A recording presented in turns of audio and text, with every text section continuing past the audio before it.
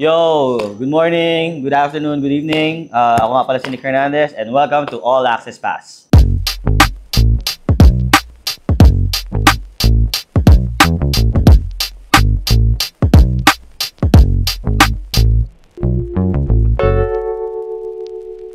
Okay, so we're here at the music video shoot of Puso at Isip, where we will give you an exclusive look behind the music, behind the visuals, behind the artists.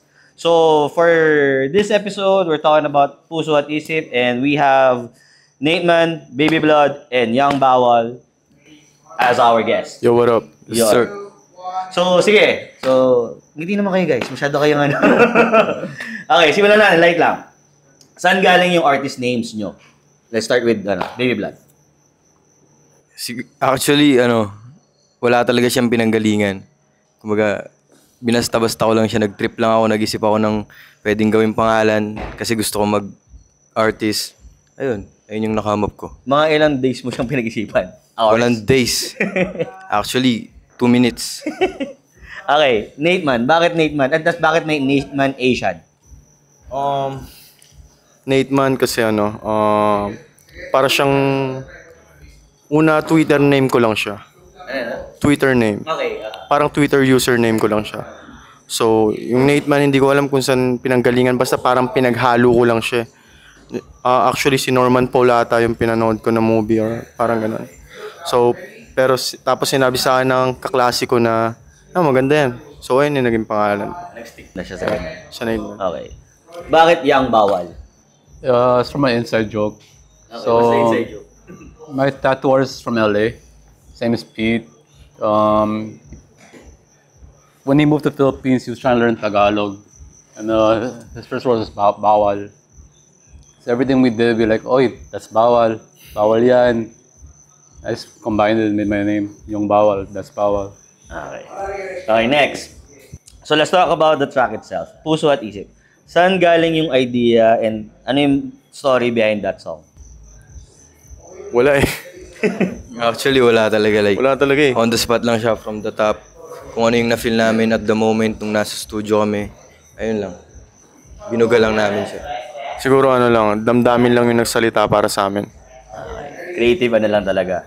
Okay, next. For Young Bawal, since ikaw yung nag-produce ng beat, ano yung inspo or peg mo or yung vibe na ba't mo siya nagawa? Paano mo siya nagawa? I asked them what their vibe was, anong gusto nila gawin. So, we settled for something like Kate Trinada. So, yung influence Kate Trinada. Producer from Selection. Okay. Okay, good. Okay, for Nate Man and Baby Blood, paano nyo naman hinati na, ikaw sa verse, ako sa hook? Paano nyo siya parang na-decide na ganun?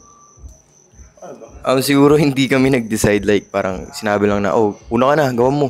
Banatan mo. Tapos binanatan ko. After ko banatan, sabi ni Kuya, ay okay na yan. Ako naman. Ganun lang. Tas, pero alam mong chorus na yung gagawin? Oo. Chorus talaga yung sa'yo? Parang ganun. Okay. Kasi like ang gusto ni Kuya siguro is singing voice para sa unang banat. Kaya yun, ako yung unang pinalapat niya. Tapos nung lumapat na ako, narinig niya okay na. Ilang minuto mo siyang sinulat? Saglit niya lang ginawa yun eh. 10 minutes? 10 minutes.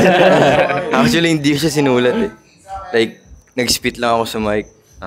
Pinakinggan ko lang yung beat, nag-spit ako. Tapos ayun yung nakamap kong shit. Sa verse mo? Yeah, medyo sinulat ko siya. Konting-konti lang. Before kami pumunta kay Young Bawal, nakakaisip na ako ng mga konting lines. Pero wala pa siyang 4 o 8, parang gano'n. Basta may 4 siya, pero wala siyang 8 lines. Pagkapunta namin, pagkalapat niya ng chorus, doon na ako nakaisip ng kasunod na linya. Parang gano'n. So mga siguro like 31 hour na sulat mo na siya. Parang gano'n. Sige, next. So let's go to the music video. Kamusta yung vibe ngayon that we're doing the music video? Kamusta yung vibe para sa inyo? Ramdam na ramdam kong artista kami. Yes, sir. Yes, Feels sir. like prom. Okay. First music video nyo to together, di ba? Yeah. First music. Bakit? Ba't yung first music video nyo together? Siguro ayaw namin masyadong ibigay sa kanila yung kailangan nila. Yes, sir. So kaya bibigay Yes. Patigim. Patigim pa lang, kumbaga icing pa lang. Itong gagawin namin na to, icing pa lang to sa mga gagawin talaga namin ng kapatid ko. Dahil, ayun, itong industriya na to, feeling ko kailangan talaga nila yung mga totoo eh. Dahil masyado silang Yes, sir. sinungaling sa sarili Yes, nila sir. eh. Yes, Kailangan sir. nila yung tulad namin. Yes, sir. Okay. So far, kamusta yung experience working together sa isang music video na to? Masaya kasi like sobrang ayos ng team. Like yung mga kasama namin dito is like maganda yung binibigay nilang energy. Kaya sobrang saya ko kasi may gantong project. Additional question. Go. Bakit ganito yung theme? It's out of the normal hip-hop type of music videos we see right now na all flexing lang. This one is more romantic and lovey type of thing. Bakit ganito yung theme na napili niyo? Hindi naman kami hip-hop lang eh. Artista Yes. kasi talaga kami. Yes. Saka yun kasi yung binibigay na energy ng kanta. Ganun. Okay. So how's it working with Direct Neo and NB Studios, yung team niya? How's it? Kamusta? Katulad ng Usual. palagi ng ginagawa As niya. usual. Magaling, syempre. Yes, sir. Magaan. At nabibigay kung anong gusto namin. Yes, yes. Nabibigay. Mga pang ilang music video na to? Marami na, hindi na mabilang. Maraming beses na kami gumawa ng music video. Okay, so ngayon ito, how's it naman working with our leading lady? Kamusta yung experience? I would say, medyo nakaka-nervyos kasi it's oh, di ba? you see, it's Christine Samson. Kaya ganun. Alam niyo na yun. Wala, okay naman siya. Mabait naman siya. Normal lang kasi wala naman ng bago. Wala na rin naman ng bago. Kung totoo lang, wala Normal ng bago. lang, no? Normal lang. Yes. Okay, sige. On the personal side naman tayo, ha? Pag dumadating yung creative blocks or yun nga, burnout, paano nyo siya ina-handle? May ritual ba kayo or tricks para let's start with Young Bawal muna. Vacation. Yes. Relax ka muna. And come back when you're like, feeling refreshed. Speaking of vacation, saan yung go-to vacation mo? I like Baguio, honestly. Baguio. Pero out of the country rin. Ikaw? Kung anong ginagawa ko pag nagkakaroon ako ng... Creative block, oo. Yeah, katulad lang din kay Yang Bawal. Nagta-travel ako eh. Mag-isa. Pero nung last, bago namin to magawa tong song na to actually, meron siyang likod kung bakit nagawa. Okay. Which is what? Ano yan? Yun, yung nag-vacation kami dalawa, pumunta kami sa Palawan. Okay. Nag-trip kami ng mga ilang araw doon. Experience kami, kumilala ng bagong tao, Yes, sir. bagong... Nag-enjoy. New environment. Yes. Actually, the same thing. Ganun din. Actually, like, nagbabakasyon lang, nagpapahinga. Kasi hindi ko naman pwedeng ipilit na gumawa pag creative block na nga. Baka pangit yung magawa ko, di ba? Diba, parang ganun po pag si John Lloyd hindi makita sa Maynila, di ba? Doon lang siya. Yes. Parang ganun lang kami. Parang kaming si John Lloyd. May JLC lang. Yes. Okay, ito. Best bar na nagawa mo. Favorite, pinakang bars na nagawa mo. Na parang ito, favorite ko to. Na nasulat ko to. Yung pangalan ko yung inuungol mo habang yung boyfriend mo nag-aalala na sa'yo. Yeah, ayun. Yun, next. Ganda. Madami, sobra kasi. Kahit isa lang. Kahit isa lang. Para siguro sa mga tao, yung yung line ko na kakantutin ko babae mo. Pero para sa akin, Yun yung nag-breakout, para sa akin yun yung nag-breakout talaga sa'yo sa masa na tao. Uy, sino to? Ayun, I think yun. Tama? siguro yun, kung para sa inyo. Pero iba para sa akin. Pero hindi ko nasasabihin yung para sa akin. Yung para sa inyo na lang, bahala na kayo doon. Okay.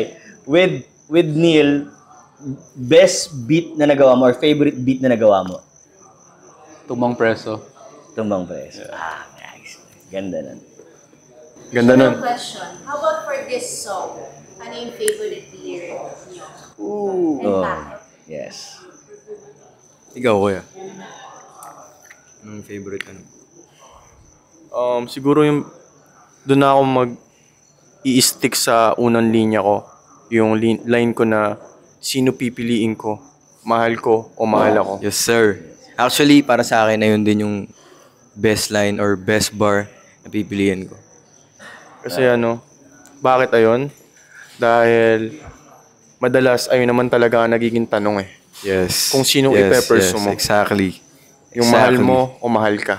At nasagot ko din siya kanina na mas pipiliin ko yung mahal ako. Kasi pag mahal ka, sasabay lang siya sa lahat ng trip mo. Yes. Hindi niya tatapigin. Yes. Ganun pakilamero dyan, no? Pakilamero dyan, no? Okay, I got you. Okay. Yung favorite line mo sa sinulat nila? Sinabi nga niya. Tama naman yung sabi niya eh. Yes. Tama naman eh. Okay. Least favorite or worst bar na nasulat mo? Yung parang, sana hindi ko na nasinulat to. Least favorite. Kahit hindi na worst. Least favorite lang. Siguro wala eh. Kasi sobrang ikli lang naman ng lines ko dun eh. Hindi. Sa buong sinulat mo. Okay. Sa lahat ng songs mo. Ayun, siguro yung pangalan ko yung inuhungol mo habang yung boyfriend mo nag-aalala. Least favorite? Yes, kasi siya eh, like, parang sobrang barubal ko dun. Hindi na siya umakma sa personality ko ngayon. Although gusto ng mga tao yun para sa kanya, pero siguro para sa kanya. Kumbaga, nag-evolve yung niya. Yes. So, maturity. Sa'yo naman. Maturity. Character development. Siguro wala kasi lahat ng sinusulat ko malupit eh. Pag ako nagsusulat, minimake sure ko na wala akong pagsisisihan dun. Palaging ganun. Yes. Next. Sa'yo naman, yung least favorite beat na nagawa mo? Yoga Flame. Yoga Flame. I hate that beat. Bakit? That's parang corny. Okay, biggest lesson so far sa journey nyo bilang artist? Siguro is yung nasobrahan ako sa pagpapahinga. Imbis na dapat nagbabato ng music kasi hinahanap ako ng mga tao. Ang ginagawa ko, nagtatago ako sa kanila, which is mali. Na-realize ko na mali. Ayun. Ano ulit yung question mo, sir? Biggest lesson so far sa journey mo bilang artist? Biggest lesson, siguro mas maging lesson. Siguro wag masyadong madala sa kung anong pinaparanas, pinapatamasa at pinaparamdam netong music kasi minsan pumapasok na rin siya sa ulo imbis na sa puso lang. Yes. Kaya ang lesson ko palagi at pinapaalala ko sa sarili ko palagi na yung fame mawawala, yung pera mauubos. Yung mga babae, pag nawala na yung fame at pera, hindi ka na rin gusto niyan. Exactly. Kaya ine-enjoy ko na lang siya every moment. Kaya ang lesson ko palagi ay maging tapat sa aking purpose. Purpose. Yeah. Purpose ko. Okay, good answer. Ikaw? I'd say be careful who you let in your life. Keep your circle small. Don't trust anyone. Like, there's a lot of fakes in the industry. A lot of people just want the cloud. They're not real, you know what I mean? So just be careful who you trust and let in your life. Yeah. Okay, next. Medyo showbiz ako ng tanong na ngayon. Pass. Medyo showbiz na to. Okay, for Young Bawal. If you don't know, Young Bawal came from a family of musicians. So you have three older brothers, right? Two are singers and one is a DJ. Yeah. So may pressure ba sa'yo? Well, they're all supportive naman eh. But at first when I was a kid, I didn't want to do music because they were all doing music. I wanted to be different pero wala no. Naging music pa rin eh. Okay, so for context, if you don't know, his older brother is Rani Raimundo, Lance Raimundo, and DJ Buddha or Richard Raimundo. So yan. So, fun fact lang, kung hindi nyo alam, yun yung mga kapatid niya. Okay, for Nate Man and Baby Blood. Ano yung pros and cons na kasama mo yung kapatid mo sa industry? Ano yung advantage, ano yung disadvantage? Ikaw sumagot, no? Ikaw sumagot. Ano yung advantage at disadvantage? Advantage mo na kasama mo sa industry yung kapatid mo. Advantage, siguro yung dahil kapatid mo, yung kasama mo, mas may makakaintindi sa ginagawa mo. Kasi hindi naman talaga din maiintindihan ng magulang namin yung ginagawa namin. Kahit anong paliwanag o kahit gaano man nila makita tong ginagawa namin. Pero dahil may kapatid ako nakasama ko dito sa industriya, mas nagiging madali na siya para sa akin. May nababatuhan ako ng mga na-experience ko, nalalaman ko sa industriya na to. Mas ganun. May kasabay ka sa biyahe. Mas kasabay ako sa biyahe. Sa'yo. Sa akin naman, ang disadvantage niya is, paano ko ba sasabihin? Siguro, minsan nagkakaroon kami ng mga problema sa babae. Kasi, ganto. Sige. Like, yung babae nagkakagusto sa akin. Tapos, hindi alam ni kuya na nagkakagusto sa akin yung babae. So, magkakaroon sila ng interaction. Tapos, makikita ko sila. Matatawa na lang ako. Kasi hindi niya alam na gusto ko ng babae, tapos kinakausap niya ba? Ganun. Okay, badat. Pag kumakausap naman ako ng mga babae, Sasagot pa talaga no? Sasagot pag kumakausap naman ako ng mga babae, madalas para sa trabaho lang din talaga eh. Hindi naman ako yung type ng artist na nanlalandi ng mga kung sino-sino lang. May mga nalandi siguro ako, may mga nakantot siguro ako dyan. pero dati yun, nung bata pa ako. Pero nagbago na ako ngayon. Nagbago na ako ngayon. Okay. Next.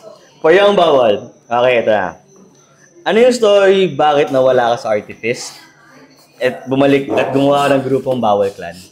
Well, first of all, fuck Joseph Amara.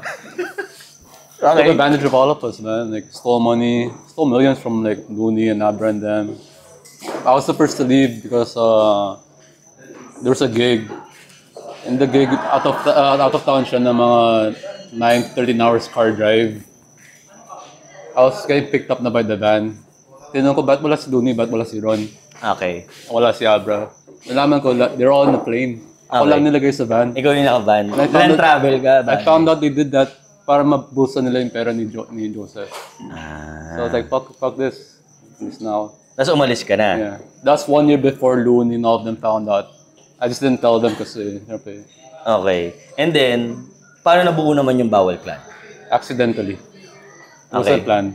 Paano siya? Like, all of everyone in Bao Clan were working with me on individual projects. It means on the studio sessions, like, I'll be recording RJ. Next session ko, Angton Brown. They'll meet each other and then like they'll collab. Like, it was all unplanned. Okay. Yeah. Sige. For Nate Man. Okay. So. Okay, next. For Nate Man. Kamusta na ng Red Boys at All Gang?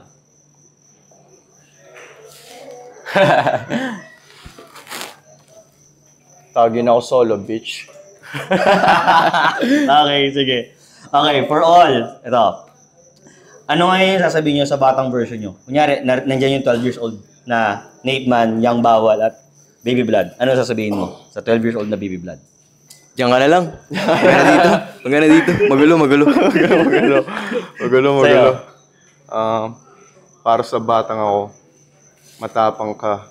Nilaban mo lahat kahit gumapang ka. Abangan niyo yung kanta ko na yun. I-promote, no? Yeah. You. Trust the process. Yun lang. Okay. So, let's wrap this up. After Puso at Isip, what's next after this? Anong mga upcoming projects nyo? Sa'yo. Marami actually. Abangan nyo na lang. Baka yung pelikula namin ni Bini Maloy. Baka nila. With you. Ay, Album ni asawa ko. Looney. Album ni Looney. Hi, Bini Maloy. Hello, brother niya. Kay ano ka? Kay Aya, pwede kay Hindi, Aya. ayoko. Kay Colette.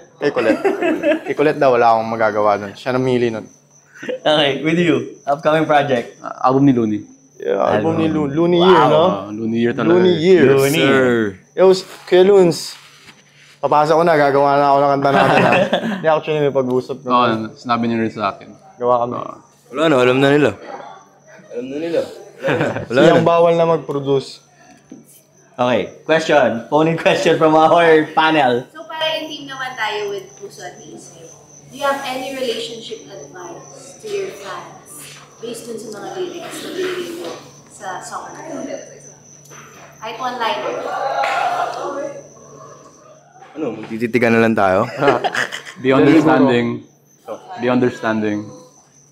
Ano po yan? Relationship relationship advice. Relationship advice. Siguro kung may a-advise ako sa inyo, yung pinakatotoo, humanap kayo ng taong tanggap kung sino ka sa mga oras na hindi mo na rin tanggapan sarili mo. Yes. Yes, sir. Ganda nun. Ganda Ganda nun. nun, ganda. Ganda nun, sir. Kasi hindi naman sa lahat ng oras gusto mo yung version mo, nakasalukuyan eh. Mhm. Pero yung makahanap ka ng taong mahal ka pa rin sa kung sino ka man ngayon at nakikita kung magiging sino ka sa kinabukasan, siguro ayun yung dapat mong hanapin. At pag nasa yun na, huwag mo nang papakawalan. Mhm. Ah. Lalim nun, ha? Lalim nun. Lalim nun, talaga. Para sa akin, wag ako, iba na lang. Wag ako iba na lang. Sabi ko sa inyo.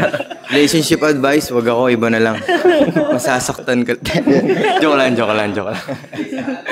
Relationship advice ko is, wag ka mamahal ng hindi mo kayang i-maintain or hindi mo kayang i-handle.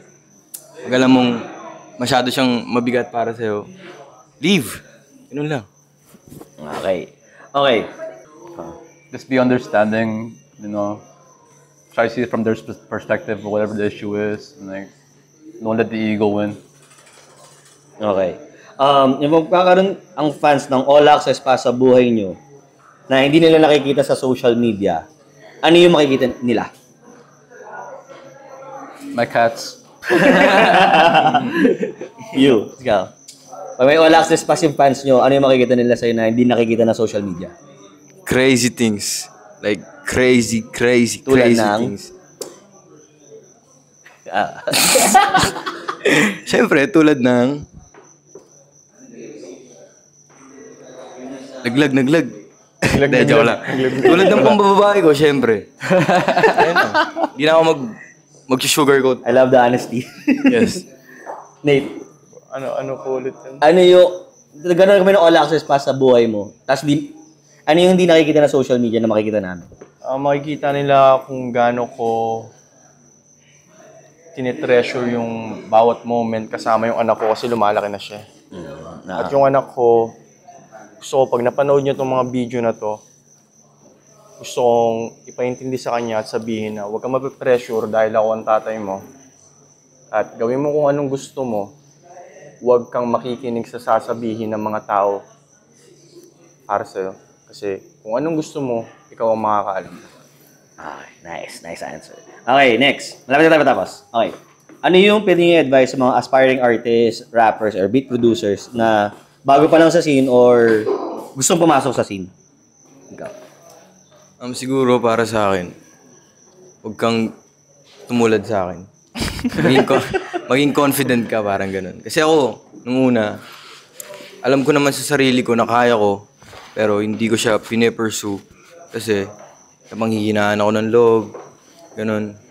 So yeah, ayun yung gusto kong i-advise sa'yo. Kung may advice ako sa mga gusto maging ganito katulad namin, Gusto mong maging Nate man. maging ikaw ka lang. Huwag mong pangarapin maging kami, maging siya, maging ikaw ka lang. At lahat ng may isip mo na kaya mo, ay kaya mo. Hindi yan dadaan sa isip mo kung wala lang. Exactly. Yo. Just stay true to yourself, be honest with why you're doing it. Yun. So, yun guys, thank you. Nate Man, Baby Vlad, Yang Bawal. Thank you for joining us for the first episode of All Access Pass. Yeah. So, salamat guys. This is our first episode. So, see you on the next episode. Laters!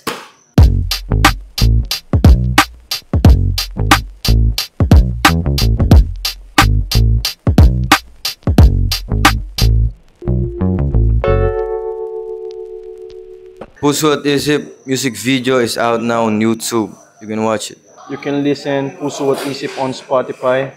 You know what it is. Puso at Isip out now on all streaming platforms.